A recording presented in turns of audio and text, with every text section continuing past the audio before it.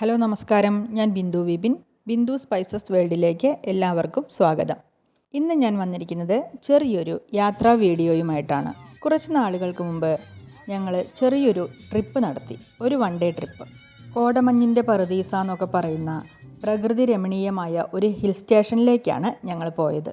ഒരുവിധം എല്ലാവർക്കും അറിയാവുന്ന, എല്ലാവരും കേട്ടിട്ടുള്ള ഒരു സ്ഥലം തന്നെയാണ് ഇലവീഴ പൂഞ്ചിറ.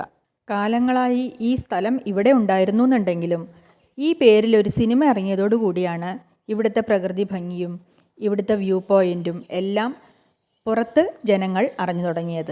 അതിനുശേഷമാണ് ഇവിടം സഞ്ചാരികളെ ആകർഷിക്കുന്ന നല്ലൊരു ടൂറിസ്റ്റ് പ്ലേസായി മാറിയത്. കൊടകരയിൽ നിന്നും ഏകദേശം 100 കിലോമീറ്ററോളം ദൂരമുണ്ട് ഇലവീഴ പൂഞ്ചിറയിലേക്ക്.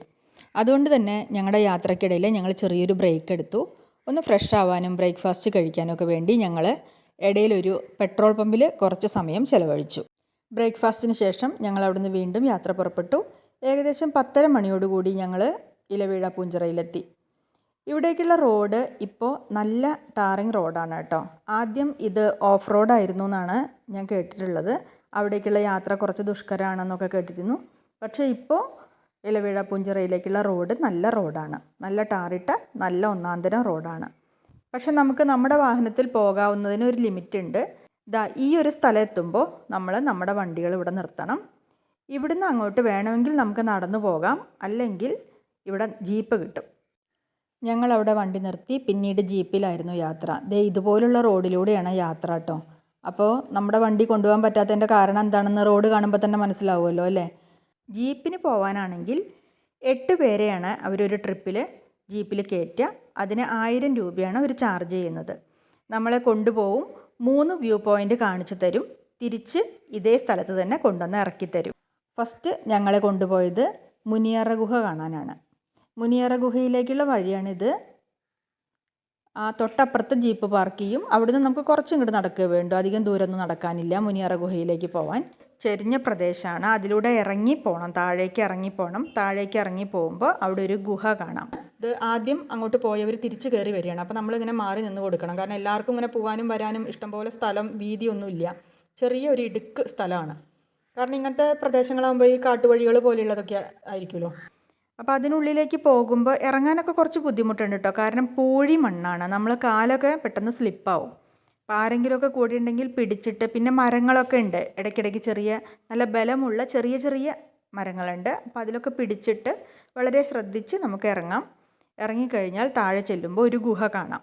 ആ ഗുഹയ്ക്കുള്ളിൽ എന്താണെന്ന് നമുക്കറിയില്ല, നമ്മൾ അതിനുള്ളിലേക്ക് കയറിയാലേ നമുക്കത് മനസ്സിലാവുള്ളൂ. വെള്ളം ഒഴുകുന്ന ചെറിയ ശബ്ദമൊക്കെ കേൾക്കുന്നുണ്ടായിരുന്നു, നല്ല കിളികളുടെ കളകളാരവം ഒക്കെ ഉണ്ടായിരുന്നു. നല്ലൊരു പ്രകൃതിയോട് ഇങ്ങനെ ചേർന്ന് നിൽക്കുന്ന നല്ലൊരു സ്ഥലം. അങ്ങനെ ഞങ്ങൾ താഴേക്ക് ഇറങ്ങുമ്പോൾ വീഡിയോ എടുക്കാൻ പറ്റിയില്ല കേട്ടോ, കാരണം വീഡിയോ എടുത്തു കഴിഞ്ഞാൽ ചിലപ്പോൾ മൂക്കുമുത്തി വീഴും. അതുകൊണ്ട് വീഡിയോ എടുക്കൽ നിർത്തി. അങ്ങനെ താഴേക്ക് ഇറങ്ങി വരുമ്പോൾ അവിടെ ഇങ്ങനെ ഇതുപോലൊരു ഗുഹയുണ്ട്. അതിനുള്ളിൽ ഫുൾ ഇരുട്ടാണ്. മൊബൈലിൻ്റെ വെളിച്ചത്തിലാണ് ഞങ്ങളിപ്പോൾ ആ ഗുഹയിലൂടെ പോകുന്നത്. അവിടെ കുറച്ച് വെള്ളമുണ്ട്, വേറൊന്നും അതിനുള്ളിലില്ല. ആ ഗുഹയിൽ ആ വെള്ളത്തിൽ നമ്മൾ കുറച്ച് നേരം ഇങ്ങനെ നടന്ന്, അത്രയും ദൂരെ പോകാൻ പറ്റുള്ളൂ, അവിടെ എൻ്റാണ്. അതിനപ്പുറത്തേക്ക് അങ്ങോട്ടൊന്നുമില്ല. തിരിച്ച് നമ്മൾ വന്ന വഴി തന്നെ തിരിച്ചിങ്ങോട്ട് കയറി വരണം. അപ്പം ഞങ്ങൾ കുറച്ച് ദൂരം അങ്ങനെ നടന്നു പോയി. അപ്പം ഞങ്ങളൊരു വലിയ സംഘം ഉള്ളതുകൊണ്ടാണ് കേട്ടോ ഞങ്ങൾ അതിൽ ഇറങ്ങുകയൊക്കെ ചെയ്തത്. ഒറ്റയ്ക്കൊക്കെ പോകുന്ന ഒരു ഗുഹയിൽ ഇറങ്ങുന്നത് അത്ര സേഫാണോ എന്ന് ചോദിച്ചാൽ എനിക്ക് അഭിപ്രായമില്ല. കാരണം ഗുഹയുടെ ഉള്ളിൽ എന്തെങ്കിലും ജീവികളോ അല്ലെങ്കിൽ വേറെ എന്തെങ്കിലും അപകടങ്ങളൊക്കെ ഉണ്ടെങ്കിൽ നമ്മൾ പെട്ടുപോകും. അപ്പോൾ അതുകൊണ്ട് ഒറ്റയ്ക്കുള്ളവരൊന്നും ഈ ഗുഹയിൽ ഇറങ്ങാതിരിക്കുക. ഇങ്ങനെ കൂട്ടമായിട്ടൊക്കെ വരികയാണെങ്കിൽ കുഴപ്പമില്ല. പിന്നെ ഞങ്ങൾ ചെല്ലുന്നതിന് തൊട്ട് മുമ്പ് തന്നെ അവിടെ ആളുകൾ കയറി പോകുന്നുണ്ടായിരുന്നു. അപ്പോൾ അതുകൊണ്ട് തന്നെ കുഴപ്പമില്ലാത്തൊരു സമയത്താണ് ഞങ്ങളവിടെ എത്തിയത്. അതുകൊണ്ട് ഞങ്ങൾ അതിനുള്ളിലൊക്കെ ഇറങ്ങി. ഇതുപോലെ കുനിഞ്ഞൊക്കെ വേണം കയറാൻ. ആ ഗുഹാ കവാടം ഭയങ്കര താഴ്ചയില്ല, നമ്മളിങ്ങനെ കുനിഞ്ഞ് കയറണം. അപ്പോൾ ഞാൻ തിരിച്ച് കയറുകയാണ് കേട്ടോ. അത്രേ കാണാനുണ്ടായുള്ളൂ, അതിൻ്റെ ഉള്ളിൽ വേറെ ഒന്നും പ്രത്യേകിച്ചില്ല.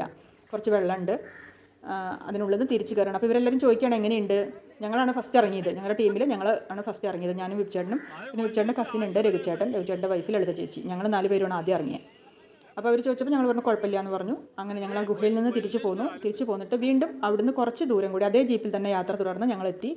ഇതാണ് കറക്റ്റ് ഇലവീഴ പൂഞ്ചിറ.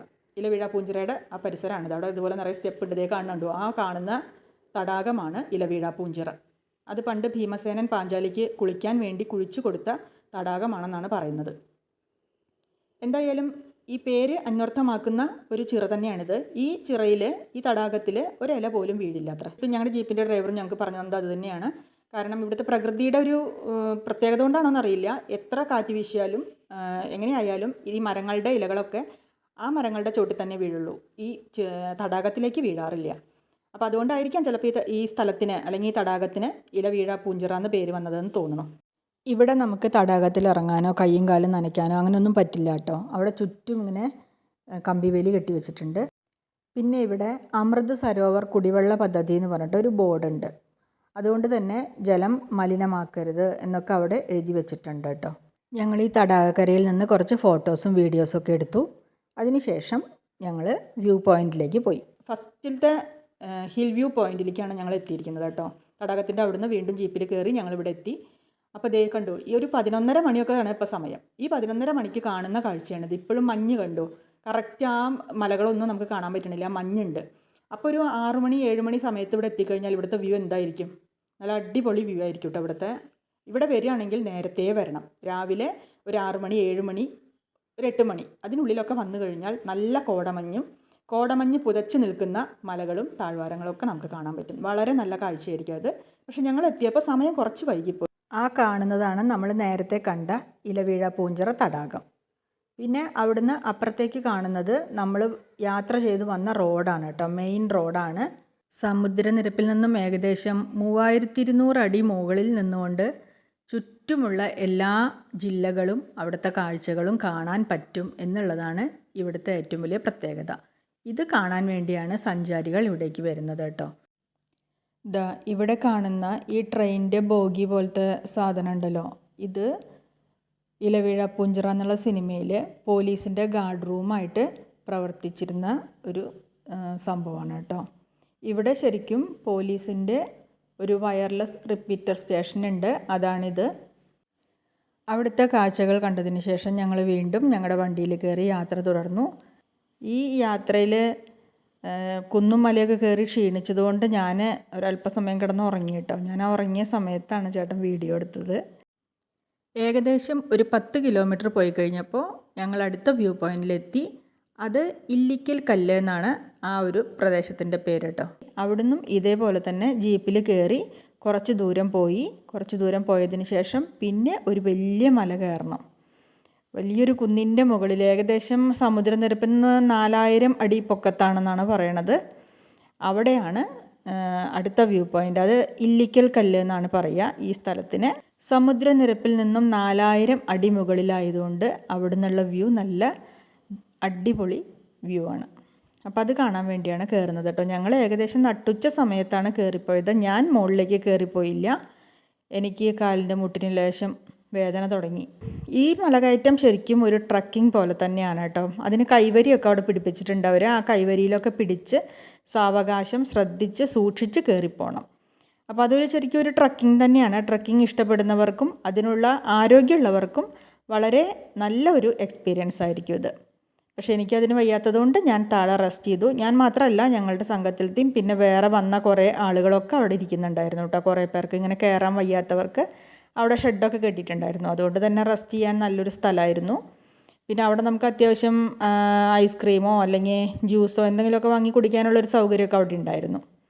അപ്പോൾ ഇതിൻ്റെ മുകളിലത്തെ വ്യൂ എനിക്ക് ചേട്ടനാണ് എടുത്തു തന്നത്. ഇവിടെ കാണുന്ന 3 വലിയ പാറക്കല്ലുകളുണ്ട്. ഈ പാറക്കല്ലുകളെയാണ് ഇല്ലിക്കൽ കല്ല് എന്ന് പറയുന്നത് കേട്ടോ. ഇതിൽ 2 വലിയ കല്ലും നടുവിലൊരു ചെറിയ കല്ലുമാണ് ഉള്ളത്. നീലക്കൊടുവേലി പൂക്കുന്ന പ്രദേശമാണ് ഇതെന്നാണ് അറിയാൻ കഴിഞ്ഞത് കേട്ടോ. ഇതെല്ലാം കണ്ടതിന് ശേഷം മലയിറങ്ങി ഞങ്ങൾ വീണ്ടും താഴ്വാരത്തിലേക്ക് എത്തി. ഇവിടെ ഞങ്ങൾ കുറച്ച് സമയം റെസ്റ്റ് ചെയ്തു. കാരണം ഞങ്ങളുടെ കൂട്ടത്തിലുള്ള കുറേ പേര് മലമുകളിൽ തന്നെയായിരുന്നു. ഇവിടുത്തെ ജീപ്പ് ഷട്ടിലടിക്കുകയാണ് ചെയ്യുക. അപ്പം ഞങ്ങളിവിടെ കൊണ്ടുവന്ന് ഇറക്കി വിട്ടിട്ട് അവരെ കൊണ്ടുവരാൻ വേണ്ടി ജീപ്പ് പോയിരിക്കുകയാണ്. അപ്പോൾ അവർ തിരിച്ചു വരുന്നത് വരെ ഞങ്ങളിവിടെ വർത്താനമൊക്കെ പറഞ്ഞ് കുറച്ച് സമയം റെസ്റ്റ് എടുത്തു. അപ്പോൾ കണ്ടു, ഞാൻ അവിടെ ചെന്നിട്ടൊരു തൊപ്പിയൊക്കെ മേടിച്ചു കേട്ടോ. ഈ ഒരു ഏരിയയിലേക്ക് പോവുകയാണെങ്കിൽ നിങ്ങൾ കുറച്ച് കാര്യങ്ങൾ കയ്യിൽ കരുതുക. കഴിവതും ചെരുപ്പ് യൂസ് ചെയ്യാതെ ഷൂ യൂസ് ചെയ്യുക. പിന്നെ സൺഗ്ലാസ് ഉണ്ടെങ്കിൽ കയ്യിൽ കരുതുക. അതുപോലെ ഒരു തൊപ്പിയും കയ്യിൽ കരുതുക.